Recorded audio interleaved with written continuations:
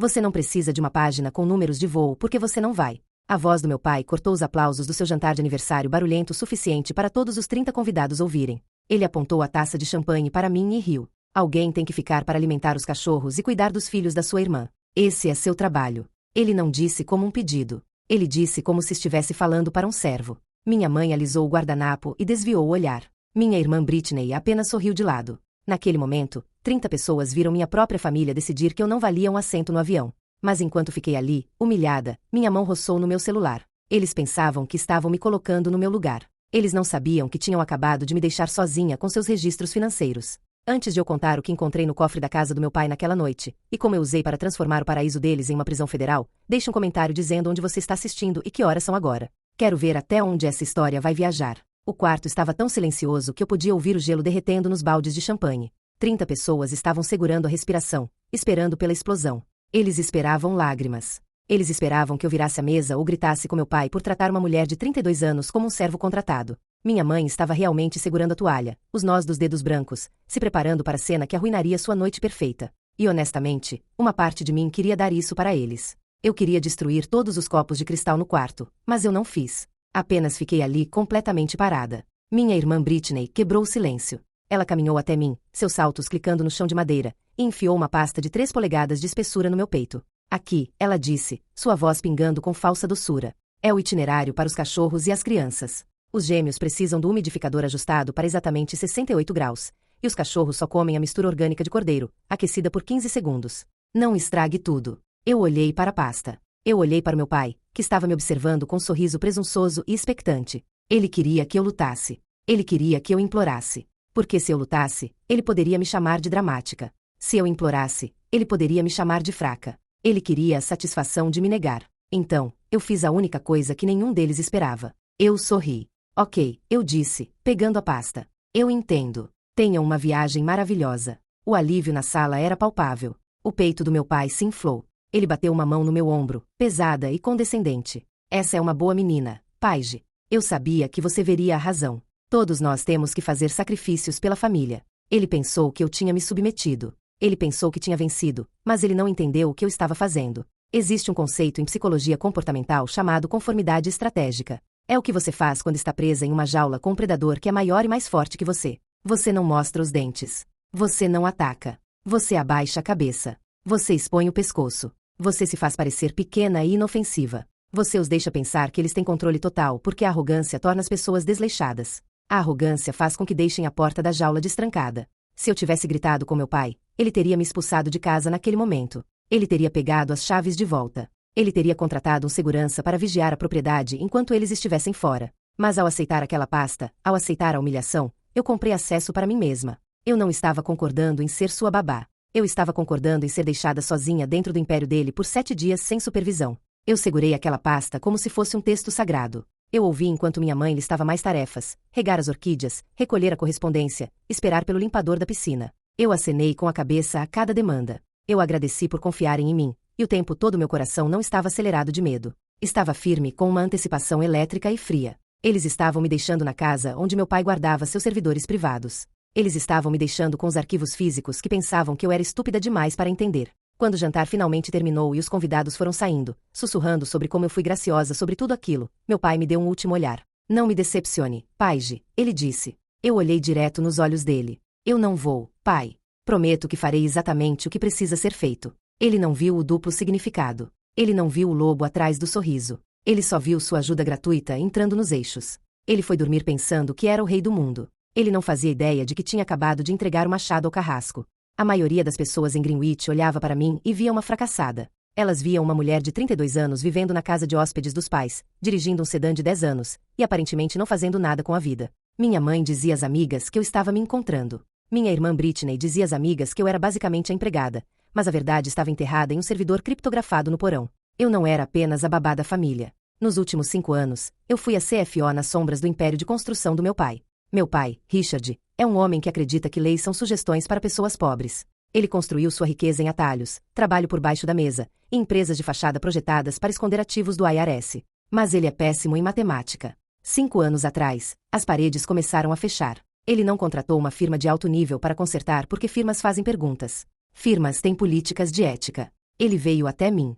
Ele me sentou, me serviu um copo de vinho barato, e me disse que se eu não o ajudasse a organizar os livros, a família perderia tudo. Ele me disse que era meu dever. Então, eu me tornei a consertadora. Enquanto Britney estava postando vídeos de unboxing de bolsas de grife que eu sabia que foram compradas com dinheiro lavado, eu estava acordada até as 4 da manhã criando trilhas de papel para cobrir seus rastros. Eu gerenciava as contas offshore. Eu limpava os desastres financeiros criados por Tyler, o marido da Britney, cujas startups de tecnologia eram apenas buracos negros para dinheiro livre de impostos. Eu vivia em um estado de terror constante de baixo grau. Meu pai me fez assinar documentos como a parte responsável. Ele garantiu que se o castelo de cartas caísse, cairia em cima de mim. Eu fiz isso porque pensei que estava nos salvando. Eu pensei que estava ganhando meu lugar à mesa. Eu pensei que se eu trabalhasse duro o suficiente, se eu salvasse vezes suficientes, eles finalmente me respeitariam. Então veio a noite que matou a filha e acordou a auditora. Foi 3 anos atrás. Eu estava no escritório do meu pai triturando documentos que ele não queria que os inspetores estaduais vissem quando a notificação de e-mail dele pipou.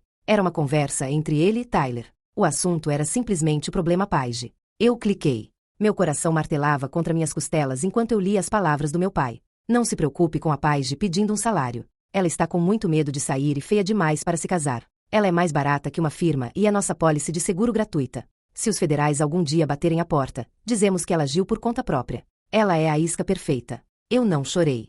Eu não gritei. Eu sentei ali no brilho do monitor, sentindo uma clareza metálica e fria me envolver. Eles não me amavam. Eles nem gostavam de mim.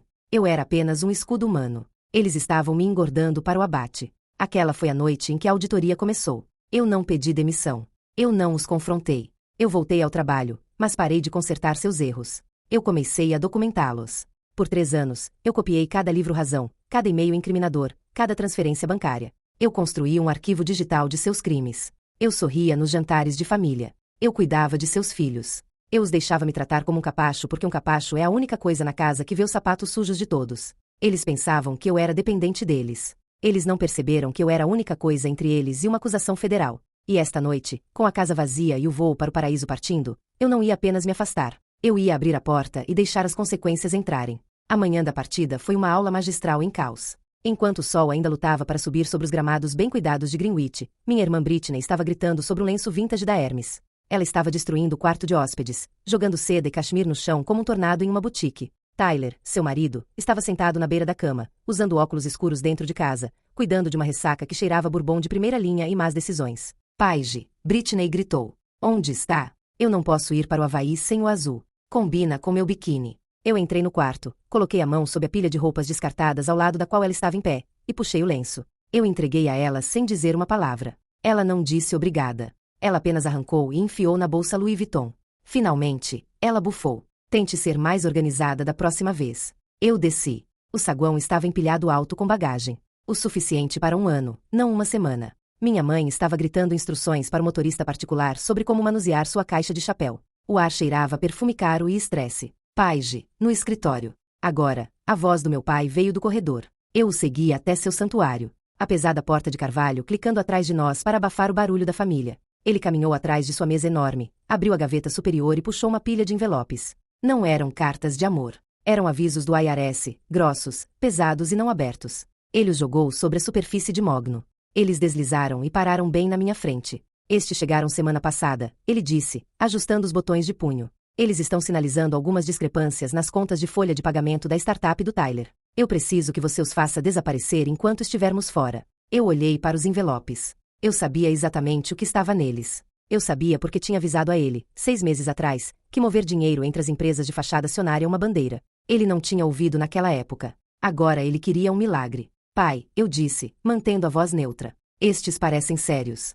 Se eles estão auditando a folha de pagamento, conserte isso, Paige. Ele estalou, seus olhos frios. E lembre-se de quem assina nessas declarações como preparador. Aqui está, se esse navio afundar, você é a capitã. Eu sou apenas o investidor. Então sugiro que você passe esta semana sendo muito criativa com esses livros contábeis ou você vai ficar muito mal em macacões laranja. Era uma ameaça, clara e simples. Ele estava me lembrando que tinha me armado. Ele me fez bode expiatório anos atrás, garantindo que se os federais alguma vez viessem, suas mãos estariam limpas e as minhas estariam em algemas. Ele alcançou o bolso e tirou uma pequena chave de latão. A chave do arquivo, o único lugar da casa onde eu costumava estar proibida de tocar sem supervisão. Aqui, disse ele. Todas as cópias impressas estão lá dentro. Resolva.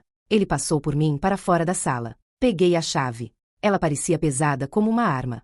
Às 8 horas, a limusine estava carregada. Minha mãe estava conferindo a maquiagem no espelho compacto. Britney já estava postando uma selfie legendada rumo ao paraíso. Ah, mais uma coisa, disse meu pai, virando-se da porta aberta da limusine. Ele estendeu a mão. Me dê a chave da sua casa. Eu congelei. Pai. Chave. Você vai ficar aqui a semana toda, disse ele com um tom desdenhoso acenando. Você não precisa ir e vir. E, francamente, com todo o estresse que você tem estado, não quero que você perca isso. Não podemos ter riscos de segurança enquanto estamos fora. Foi uma jogada de poder. Ele queria me trancar. Ele queria ter certeza de que eu sabia que mesmo quando ele estivesse a 3.000 milhas de distância, ele controlava meu acesso ao mundo. Eu coloquei a mão no bolso e entreguei a ele minha chave. Boa menina, ele disse. Ele entrou na limusine. A porta bateu com um baque pesado e final. Eu fiquei na entrada e assisti o carro preto longo serpentear pela entrada e desaparecer pelos portões de ferro. Eles estavam rindo. Eles estavam bebendo champanhe. Eles estavam indo para o paraíso, confiantes de que tinham deixado sua serva para trás para esfregar suas bagunças até ficarem limpas. Eles pensaram que tinham me prendido. Eles não perceberam que tinham acabado de se trancar para fora. Eu me virei e olhei para a casa vazia. Não era mais uma prisão. Era uma cena de crime. E pela primeira vez em 5 anos, a detetive tinha o comando do lugar. Eu entrei e tranquei a porta. Então me dirigi direto para o escritório. No momento em que as luzes traseiras da limusine desapareceram na curva, a filha morreu. A auditora nasceu. Eu não acenei a Deus. Eu não subi para desfazer as malas. Eu girei a fechadura da porta da frente, caminhei direto para o escritório do meu pai, e inseri a chave de latão no arquivo. Ela girou com um clique satisfatório. Meu pai pensou que estava me deixando com um castigo. Ele pensou que eu passaria a próxima semana suando sobre discrepâncias de folha de pagamento, tentando salvar a pele dele. Ele esqueceu a primeira regra da contabilidade. A pessoa que limpa a bagunça sabe exatamente onde a sujeira está enterrada. Eu sentei no computador dele. Eu não precisei adivinhar a senha dele. Era Richard 1. Porque a arrogância é sempre previsível. Eu desviei dos arquivos chamariz que ele mantinha para os auditores estaduais e fui direto para a partição oculta. Eu a encontrei em segundos. O livro Razão das Sombras. Era uma obra-prima de fraude. 5 anos de contabilidade dupla, funcionários fantasmas, e materiais de construção cobrados a projetos que não existiam. E ali, bem no topo das despesas recentes, estava a pasta rotulada Retiro do Conselho Havaí. Eu a abri. Ele tinha colocado como despesa as férias inteiras, os voos de primeira classe, as vilas, os chefes particulares, como um seminário empresarial obrigatório.